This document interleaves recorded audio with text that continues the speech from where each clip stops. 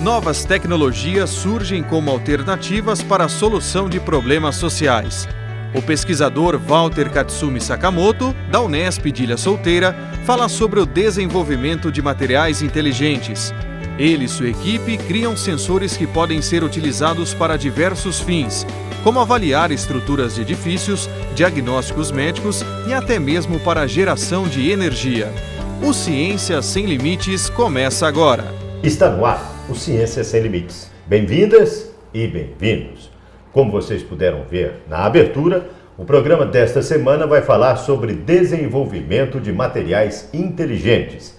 Sobre esse assunto, ao nosso lado está o pesquisador e professor Walter Sakamoto, pertencente ao Departamento de Física e Química do campus de Ilha Solteira da Unesp. Professor, prazer em tê-lo no Ciência Sem Limites. Muito obrigado, João. E eu também quero aproveitar para agradecer a oportunidade de mostrar um pouco do que a gente faz aqui em Ilha Solteira em termos de pesquisa. Perfeito. Um grupo de polímeros do qual eu faço parte. Antes da gente entrar nesse assunto específico, qual é a sua formação acadêmica? Eu sou físico, formado lá em São Carlos, no antigo Instituto de Física e Química, hoje é o Instituto de Física, né, da USP de São Carlos. Fiz o mestrado, o doutorado, tudo lá. E já está aqui na ilha há um bom tempo? Eu cheguei aqui em 86, em maio de 86. Então já está com a carreira extremamente cumprida, né, praticamente. Mas ainda tem muito a oferecer, né, professor? Em termos de idade, sim, talvez o cansaço já esteja chegando também. Professor, para quem está nos assistindo em casa, o que são esses materiais inteligentes que nós vimos na abertura, que nós comentamos sobre materiais inteligentes? Então, como eu disse, são materiais que podem mudar alguma propriedade em termos de um estímulo que é feito sobre o material. Então, o foco meu de pesquisa são os materiais piezoelétricos. O que são piezoelétricos? Material piezoelétrico é aquele que, quando você faz uma deformação, faz uma pressão mecânica, então provoca uma deformação no material, ele gera uma corrente elétrica. E o contrário também é verdade. Se você aplica um campo elétrico, ele se deforma. Tá? Então, são essas mudanças que o material sofre por ação externa, que permite você desenvolver sensores, por exemplo, e também agora, que é um caso bastante atual e bastante necessário, né, é o desenvolvimento de materiais que possam gerar energia. É uma forma alternativa de geração de energia. Só para ter assim, uma noção, para quem está nos assistindo, seria como se inventasse ou criasse um material na sola do sapato, a pessoa vai caminhando, pode gerar uma energia para carregar um celular? Isso, esse é um dos objetivos nossos aqui, né? Fazer o material, colocar, por exemplo, um solado, e enquanto a pessoa está caminhando, está gerando energia e tentar carregar um celular com isso. E há exemplo de muitos outros, por exemplo, uma plataforma onde tem grande circulação de pessoas. Correto. Está gerando energia, né? Existem alguns sites que mostram, né, a estação de Tóquio, uma das estações, que falam que eles colocaram isso no piso e que tem a energia lá para movimentar algumas máquinas deles lá. Tá. Vamos falar dessas pesquisas, mas para a gente também continuar, o senhor não atua sozinho, o senhor tem um grupo. Sim, esse é o grupo de polímeros que eu faço parte. A gente começou isso no final dos anos 80, esse grupo a ser montado. Tivemos o apoio aí da então Fundação Banco do Brasil, que investiu, acreditou aqui na gente, né? Nessa época, todos os integrantes, a maioria, tinham título apenas de mestre, né? E a Fundação acreditou e investiu aqui. A gente começou a montar os laboratórios para poder desenvolver essa pesquisa. O senhor está falando em pessoas, né? O senhor também atua junto com doutorandos, pós-doutorandos, tudo aqui nesse laboratório, não só nesse laboratório, como em outros aqui do departamento, né? Isso. Atualmente eu não estou orientando diretamente aos alunos, né? Então o professor Malmonge é que orienta mais os alunos. Mas como a gente trabalha em equipe, então está em contato com esse pessoal todo. Vamos ouvir o depoimento de quem agora, professor?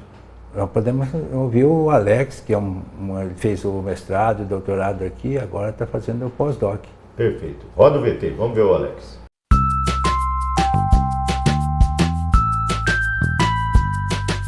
Bom, a pesquisa que eu venho desenvolvi no mestrado e doutorado com o professor Sakamoto, ela está relacionada ao desenvolvimento de materiais compostos para a geração de energia.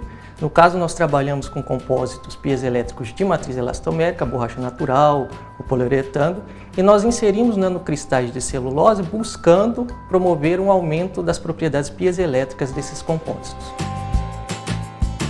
Os principais resultados que nós obtivemos com essa pesquisa é que esses nanocristais de celulose, quando nos compostos de matriz elastomérica, eles promovem um aumento do coeficiente piezoelétrico, que é a resposta em termos de geração de energia desses materiais, e eles aumentam a capacidade de polarização desses compósitos da cerâmica ferroelétrica na matriz elastomérica e, portanto, isso aumenta a capacidade de geração de energia desses materiais.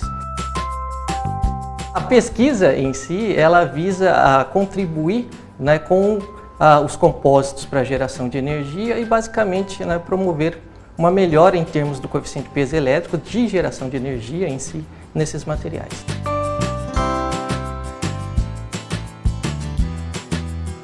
Professor, parabéns, hein? São cientistas na busca de um objetivo de novas tecnologias realmente, né? Isso, sempre buscando assim melhorar a qualidade de vida aí do pessoal, né? Essa que é a ideia. Senão não tem muito sentido você ficar fazendo pesquisa que não vai ser... Não beneficia o ser humano. Isso, exatamente.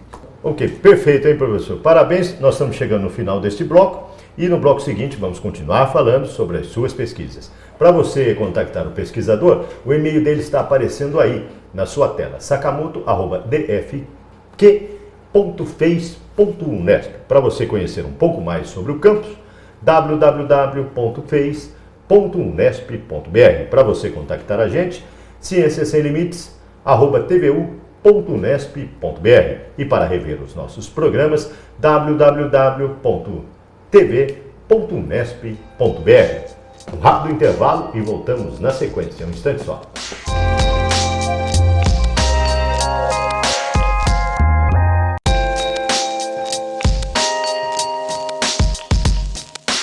O Ciência Sem Limites está de volta. E como você pode ver, o assunto do programa desta semana, nós estamos falando sobre desenvolvimento de materiais inteligentes. Sobre esse tema, ao nosso lado está o professor e pesquisador Walter Sakamoto. Professor Sakamoto, como é conhecido aqui no campus de Ilha Solteira, pertencente ao Departamento de Física e Química. Professor, esses materiais, você já tem em prática alguma coisa já com resultados altamente positivos? Sim, não comercialmente, né? Sim, mas experimental. Em nível de laboratório, nós temos até um protótipo que quando você pisa... É esse que nós estamos vendo? Isso, esse mesmo, que foi até idealizado pelo Mário. A gente pisa e vocês estão vendo aí a energia sendo gerada. Então, essa é uma das aplicações como gerador de energia. E já nesse lado aqui, utilizando o material como sensor. E a ideia desse sensor é que a gente tem que determinar com certa rapidez qualquer falha em estruturas, principalmente quando se trata de moradias. Por exemplo? Por exemplo, se começa uma trinca numa parede, numa estrutura... Esse sensor vai detectar essa trinca? Vai detectar na hora que começar a trinca. Então isso pode ser a diferença entre a vida e a morte de muitas pessoas. Por exemplo, até um terremoto? Ou uma ameaça de terremoto? Não o terremoto, a curto mas prazo. A questão é problemas com a estrutura, né? Então, se tiver falhas na estrutura, ele vai detectar e falar, é o momento de você fazer um reparo. Por exemplo, uma casa que está cedendo uma parede. Isso. Aí vai ocorrer trinca e essa trinca vai aparecer o sensor de consumo. Quer dizer, e esse sensor, ele manda os dados o quê? Para uma central, para um computador? Essa é uma coisa que a gente tem que estudar um pouco ainda, né? O sensor, como ele recebe um sinal elétrico, ele vai emitir um sinal elétrico, então ele pode ser automatizado. E isso não precisa ser verificado em loco lá, como um exemplo que a gente tem é os manômetros, né, de mercúrio. Então, esse para medir a umidade de solo já não tem a ver com a estrutura, mas para medir a umidade de solo, por exemplo, se é um manômetro de mercúrio, a pessoa tem que ir lá para conferir qual a pressão que está, como que está a situação. Esse sensor, como ele emite um sinal elétrico, pode ser instalado no local e verificado à distância, né? Por um controle remoto, coisa assim. Agora, esses materiais, o senhor está falando tanto da parte de eletricidade quanto de sensor, é muito novo ou já há muito tempo o Brasil pesquisa isso? A piezoeletricidade foi descoberta em 1800 e alguma coisa, é bem antigo, né? Mas a questão da geração de energia não é assim tão antigo. O pessoal começou a analisar isso, estudar isso umas décadas atrás, mas também não avançou muito, porque a pesquisa avança conforme a necessidade. E conforme o investimento, muitas vezes, né? Então, enquanto tem petróleo, enquanto tem hidrelétrica funcionando, ninguém se preocupa muito. Mas pode ser finito, né? Mas no momento em que começa a aparecer, não, vai acabar, então aí as coisas começam a andar um pouco. Então volta-se a falar em energias alternativas, de preferência limpa. Sim, renovável e limpa, né? Professor, nós vamos ouvir quem agora que vai dar o depoimento? Bom, também podemos ouvir a Josiane, que está trabalhando também com esses materiais, né? Vamos ver o tipo de pesquisa que ela desenvolve, então. Roda o VT da Josiane.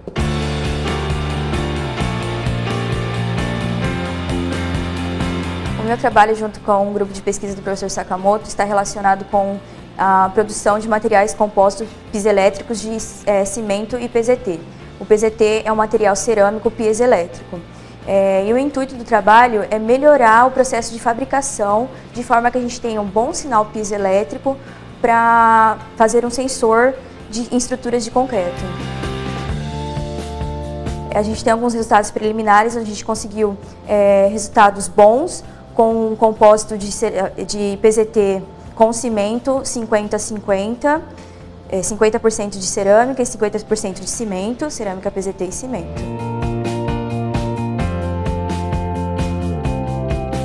Professor, parabéns pelo depoimento aí também de mais uma integrante da sua equipe, né?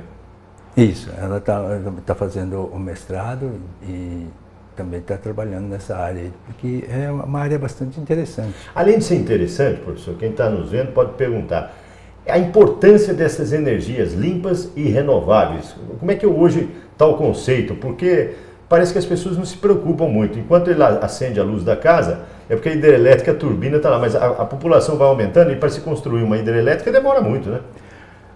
Não é só questão de demorar, né? A questão é que nós não temos assim mais tantos rios que possam ser represados. E isso além dos problemas ambientais que geralmente acontecem.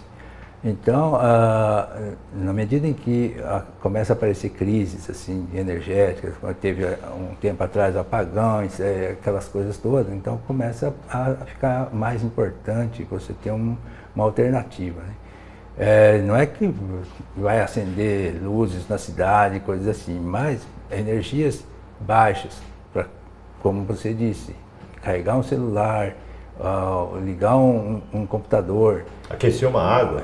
E isso são coisas que são mais viáveis, né? Quer dizer, são coisas pequenas, mas que está no dia a dia. E que vai ajudar, se você tem uma forma alternativa para gerar essa energia, então vai economizar a outra parte.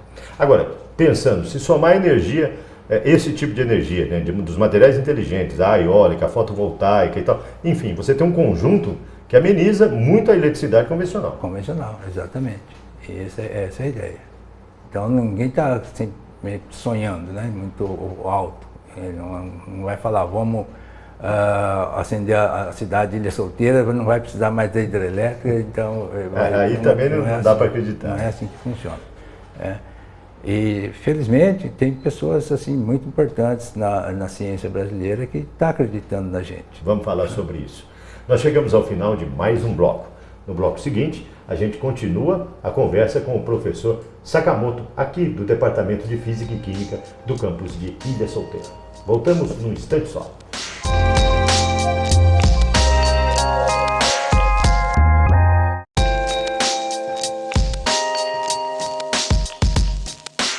O Ciências Sem Limites está de volta e, como você pode ver, o assunto do programa desta semana são materiais, desenvolvimento de materiais inteligentes. Sobre esse assunto está aqui ao nosso lado o pesquisador e professor Walter Sakamoto, o Sakamoto, professor Sakamoto do campus de Ilha Solteira da Unesp. Nós fechamos o bloco falando de pessoas importantes. Se não me engano, nós, o Ciências Sem Limites, já esteve na UFSCar, lá em São Carlos, entrevistando o professor Elson Longo, que também pertence ao CEPID, da FAPESP e tal. Ele também faz parte aqui, é uma pessoa importante na área de cerâmica. Sim, então é isso que eu estava falando, né? Felizmente, pessoas importantes da ciência no Estado têm apostado na gente, têm acreditado e apoiado. Então, o professor Elson, que é o coordenador geral do CEPID, convidou o nosso grupo para fazer parte desse CEPID. Então, nós somos parte do CEPID. São parceiros, vocês têm interação? Exatamente, a parte de cerâmica que ele trabalha mais, que é o que a gente usa no material, porque nós desenvolvemos um compósito. O material é cerâmico misturado numa matriz polimérica. Então, toda essa parte de cerâmica, a gente tem trabalhado junto com o pessoal lá de Araraquara, a professora Zaguete, que também é parte do CEPID, e o professor Elson, principalmente, que é o coordenador. Agora, para quem está nos vendo, pode perguntar, é uma pesquisa de ponta e de vanguarda também, professor? Não sei se poderia falar de ponta, não existe assim nada... Nada comparativamente. Isso, né? não tem uma coisa muito definida nessa parte no mundo, né? Pode-se procurar na literatura, não vai aparecer muita coisa em termos de geração. Aparece, assim, artigos científicos que falam da possibilidade, que falam e mostram alguns resultados, mas todos em termos de nível acadêmico. Perfeito. Né? E no restante do mundo, como é que está? Também? Também. Os estudos estão ainda muito em nível acadêmico. Não tem muita aplicação no comércio. Então a gente pode afirmar, para quem está nos vendo, que o Brasil está praticamente no mesmo nível do resto do mundo? Aqui no Brasil, para ser sincero, eu não tenho muito conhecimento de quais outros grupos estão trabalhando com esse assunto, né, de gerar energia dessa forma. Existe, eu sei que tem um pessoal lá do CTA, de Campinas, o Renato Archer, acho que também faz parte do CEPID. Eles fazem algum trabalho nessa área, mas com um material um pouco diferente. São nanomateriais e por triboeletricidade. Né? Mas também o objetivo é sempre gerar energia. Professor, quem que a gente vai ouvir agora que pertence ao grupo? Nós vamos ouvir o Maicon, que também trabalha com semicondutores. Perfeito. Roda o VT do Maicon.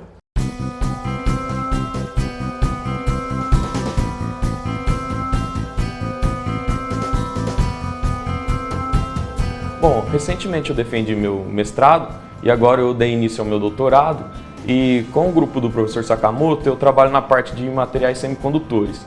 Eu desenvolvo a síntese do dióxido de titânio, que é um material semicondutor, e ele apresenta algumas propriedades, características que despertam muito interesse. Dentre elas é a propriedade fotocatalítica, que possibilita a degradação de contaminantes tanto na água quanto no ar. Então aqui eu tenho a solução, que eu estou fazendo a síntese do meu material, o dióxido de titânio, no qual depois nós vamos passar por um processo de lavagem, de filtragem, tratamento térmico, em que eu obtenho o pó, no qual nós realizamos o processo fotocatalítico, os ensaios para determinar a atividade fotocatalítica dele.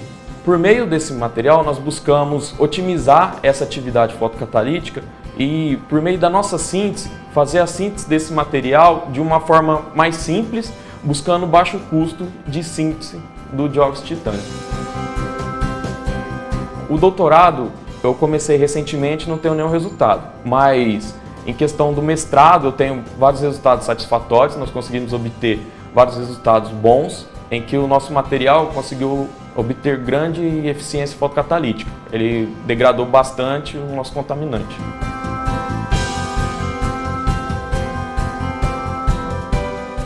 Professor, parabéns, hein? Mais um integrante que está aí com a pesquisa na vanguarda. Né? Isso. Professor, nós estamos chegando no final. O que eu não perguntei, que o senhor gostaria de explicar ou deixar claro dentro do seu tópico de pesquisa, do seu ambiente de trabalho? Eu acho que o que precisa deixar claro é que esse material que nós estamos trabalhando é um material compósito, né? Que o piezoelétrico... Não é composto, é compósito mesmo. O piezoelétrico ele é a cerâmica, né? Como o titanato de circonato de chumbo, mais conhecido como PZT, esses são cerâmicas. E aí, por que trabalhar com compósito? A cerâmica... O compósito é isso que nós estamos vendo agora? Exatamente, esse é o material que a gente faz aqui. O que a cerâmica sozinha, ela é frágil. Uma deformação, como vocês vão ver que a gente pisa no material, pode quebrar. Então, o que a gente faz é usar um polímero para aumentar a resistência mecânica a impactos, né? É lógico que a gente perde um pouco no sinal piezoelétrico, mas ganha em resistência. Quer dizer, no frigir dos ovos compensa utilizar o compósito. Tem mostrado, os resultados têm mostrado que está compensando. E isso vocês têm publicado, ido para congresso, sim, divulgado? Tem como algo inédito aqui do grupo? Algumas publicações, trabalhos em congresso estão sendo apresentados. No seu ponto de vista, o senhor acredita que é duro estimar tempo, porque para pesquisa não dá para se estimar tempo, mas quando ou como a gente vai poder utilizar esses materiais no nosso dia a dia?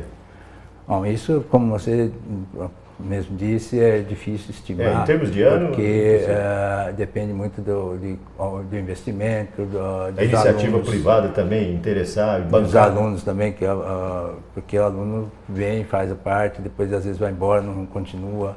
Então, depende de vários fatores, né? Não é uma questão. Mas quando as pessoas virem nesses filmes futuristas, né, que a energia está vindo do solo, está vindo de uma plataforma, é possível. Pode ser que mais pessoas se interessem, as indústrias se interessem, né? Não só pelo resultado, mas também de apoiar o início, né, da empreitada. Professor, muito obrigado pelo bate-papo, parabéns, sucesso absoluto nos seus objetivos aí, que a gente vê que já está sendo coroado de êxito. Eu que agradeço pela oportunidade, muito obrigado. Para você contactar o pesquisador, o e-mail está aparecendo aí na sua tela, sakamoto@dfq.fez.unesp.br. Para conhecer um pouco mais sobre o campus de Ilha Solteira, www.fez, que é Faculdade de Engenharia de Ilha Solteira.unesp.br. Para rever os nossos programas, www.tv.unesp.br. Ponto final em mais um Ciências Sem Limites. Na semana seguinte, uma nova pesquisa, um novo pesquisador. Esperamos por você.